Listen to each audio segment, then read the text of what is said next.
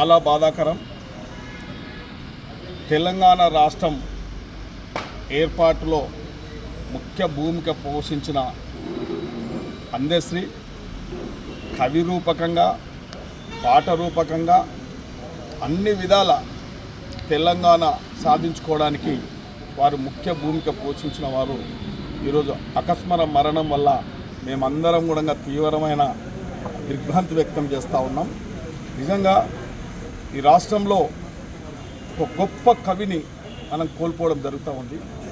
ఒక సాంస్కృతిక కల్చర్ ప్రోగ్రాంలో వారి యొక్క పాత్ర చాలా గొప్పది కాబట్టి అందుకే ఈ రాష్ట్రంలో కొందరు అతని యొక్క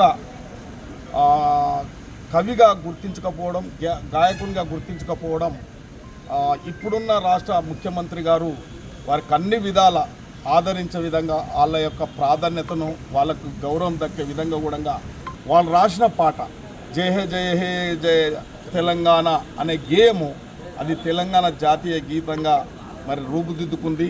మేమందరం కూడా నియోజకవర్గం షాద్నా నియోజకవర్గం తరఫున కూడా వారికి తీవ్రమైన బాధపడుతూ వారికి నివాళులు అర్పించడం జరుగుతూ ఉంది. కాబట్టి భవిష్యత్తులో కూడా వారి పేరు ఉండే విధంగా ఈ ప్రభుత్వాలు ఏదో ఒక గుర్తింపు ఉండే విధంగా కూడా చర్యలు తీసుకోవాలని చెప్పి కూడా నేను ఒక ఎమ్మెల్యేగా డిమాండ్ చేయడం జరుగుతుంది.